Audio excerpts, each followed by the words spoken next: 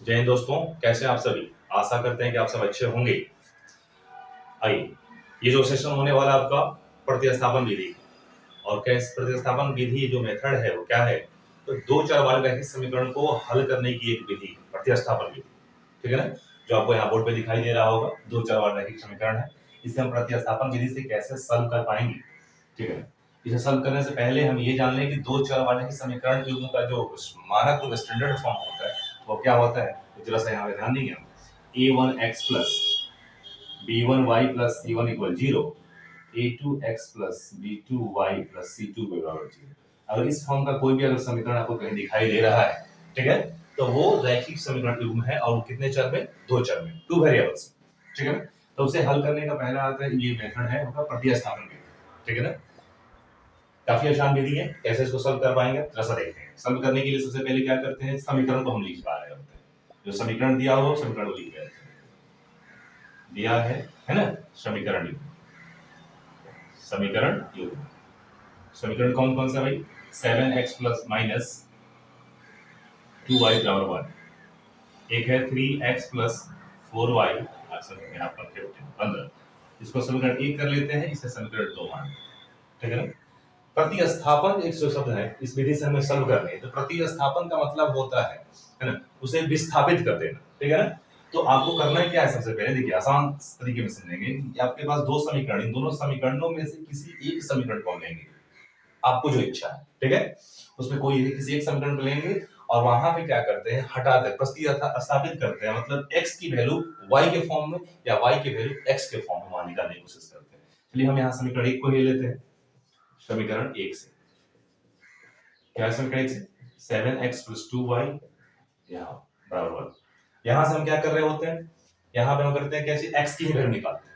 आप स्वतंत्र हो, आप फ्री हो, आप x की वैल्यू निकालोगे तो y के रूप में आएगा, y की वैल्यू निकालोगे तो x के फॉर्म में आएगा। तो सबसे पहले यहाँ से हम क्या करते हैं, x की वैल्यू निकाल रहे थे 1, इधर आएगा तो क्या होगा, माइनस में जाएगा तो प्लस में 2y, यहाँ से x की वैल्यू निकालने जाएंगे तो 1 प्लस 2y बटे 7। इक्वेशन यहाँ से हम करते हैं। अब देखिए तो यहाँ पे कि x की वैल्यू y के फॉर्म में आया, निकल के आ चुका है। चलिए अब क्या करते हैं, जिस समीकरण को हमने ले रखा है उस समीकरण को छोड़ के बाकी दूसरा जो समीकरण बाकी है ना, उस समीकरण में क्या करते हैं, हम x की वैल्यू को पुट कर देते हैं। x की वैल्यू कहां रखते हैं, है ना। तो यहाँ क्या करेंगे, यहाँ लिखेंगे x का मान, x का मान समीकरण दो में रखने पर, दो में रखने पर, ठीक है। तो समीकरण दो कौन सा हमारा, 3x प्लस 4y बराबर 15। यहाँ क्या करना है कि x की वैल्यू को रखना है। x वाला टर्म कौन सा है यहाँ पे, 3x के बदले में क्या लिख सकते हैं, 1 प्लस 2y बटा 7, है ना, प्लस 4 यहाँ y बराबर यहाँ 15, ठीक है। यहाँ वैल्यू पुट कर दिया। अब इसको थोड़ा सा हम सम करते हैं, ठीक है। क्या कर रहे होते हैं, उसको मल्टीप्लाई करते हैं, गुणा कर देते हैं तो कितना हो जाएगा, 3 प्लस 3 2 6, 6y बटे 7, यहाँ पे कितना हो जाएगा, 4y हो जाएगा, अब बराबर यहाँ पे, ठीक है ना। इसका हम एल्सियम ले लेते हैं, क्योंकि यहाँ पे भी एक चर में हो गया, यहाँ प्रतिस्थापित हो गया, क्योंकि यहाँ x और y दो चर थे, तो x की वैल्यू हमने y के फॉर्म में जब यहाँ रखा, अब यहाँ सिंपल एक ही चर दिखाई देने लगे, यही होता है प्रतिस्थापन, ठीक है ना। इन दोनों का एल्सियम ले लेंगे, कितना आ जाएगा, 7 आ जाएगा, है ना। अब उसके बाद यहाँ क्या करते हैं, एल्सियम लेंगे तो क्या बचेगा, यहाँ पे 3 प्लस 6y प्लस यहाँ 7 और 7 होगा 28y, यहाँ 15 आ जाएगा, ये 3 28 6 34 y हो जाएगा बटे 7 आई 15। यहाँ से वैल्यू निकाल के लाएंगे हम, कितना हो जाएगा, 3 प्लस 34y, फिर साथ इसे गुणा कर देंगे, 15 साथ 105 आ जाएगा, है ना। 34y, ये 3 किस में, यहाँ प्लस में है, इधर जाएगा तो माइनस में आ जाएगा, 105 माइनस 3 कितना हो जाएगा, 102 हो जाएगा, है ना। 34y यहाँ से y की वैल्यू निकालना चाहेंगे, कितना निकल के आ जाएगा, 102 बटे 34, मतलब 3 टाइम्स में 3 बार में चला जाएगा, तो y की वैल्यू कितना आ गया। तो यहाँ हमने y की वैल्यू कितना देख लिया, 3। अब हमने यहाँ क्या किया था कि पहले समीकरण को उठाए थे, वहां से x की वैल्यू निकाल चुके थे, x की वैल्यू को यहाँ मैंने रखा, रखने के बाद से यहाँ समीकरण सॉल्व किया तो y की वैल्यू निकल के आ गया 3। अब क्या है कि हमें सॉल्व जब करना है तो यहाँ दो चर है और x और y, तो y की वैल्यू तो आ चुका है, तो फिर x की वैल्यू भी निकालना पड़ेगा हमें, ठीक है ना। तो क्या करते हैं, y की वैल्यू को कहा, जहां इच्छा करे आपको, समीकरण 1 2 और समीकरण यहाँ 3 भी तैयार है, जहां आपको इच्छा करे वहां y की वैल्यू रखिए और वहां से x की वैल्यू फाइंड कीजिए, ठीक है ना। तो कैसे कर पाएंगे उसको, ऐसा देखते हैं यहाँ पे क्या करेंगे हम। ये समीकरण 3 को ही ले लेते हैं, आसान है जरा सा। तो यहाँ समीकरण 3 से तो यहाँ लिखेंगे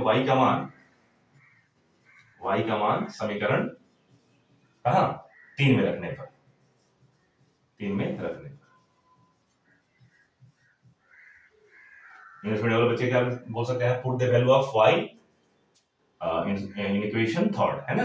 तो कैसे लिखेंगे यहाँ पे x plus 1 plus 2y by 7, 1 plus 2, y की वैल्यू 3 है, y यहाँ 7, कितना आ जाएगा 1 और 3 दूनी 6/7, तो कितना है टोटल, ये 7/7 आ जाएगा, कट जाएगा यहाँ पे 1 हो जाएगा, x की वैल्यू 7, लास्ट में क्या कर सकते हैं, अतः x की वैल्यू 1 हो जाएगी और y की वैल्यू 3 हो जाएगी, हमारा आंसर। ठीक है ना, कुछ करना ही था नहीं, बस हमें क्या करना है, समीकरण को यहाँ सामने रखना है और समीकरण में क्या करना था, फिर से जरा सा एक बार देख लेते हैं कि यार दोनों में से किसी एक समीकरण को हम उठाएंगे और वहां से x की वैल्यू y के फॉर्म में, नहीं तो y की वैल्यू निकालना है तो x के फॉर्म में निकालेंगे, और निकालने के बाद उस वैल्यू को, उस चर की राशि की वैल्यू को क्या करते हैं, दूसरे समीकरण में हम यहाँ पुट करते हैं, जो मैंने यहाँ पे कर रखा है। करने के बाद से एक चर राशि का वैल्यू निकाल लेते हैं, उस चर राशि का मान दूसरे समीकरण में हम रखते हैं जैसे ही, तो वहां से दूसरे चर राशि का वैल्यू निकल के आता है ना। बाकी आपको ये वीडियो अच्छा समझ में आ पा रहा होगा ना, ये टॉपिक ये प्रत्यास्थापन भी जैसे समझ में आ गया हो।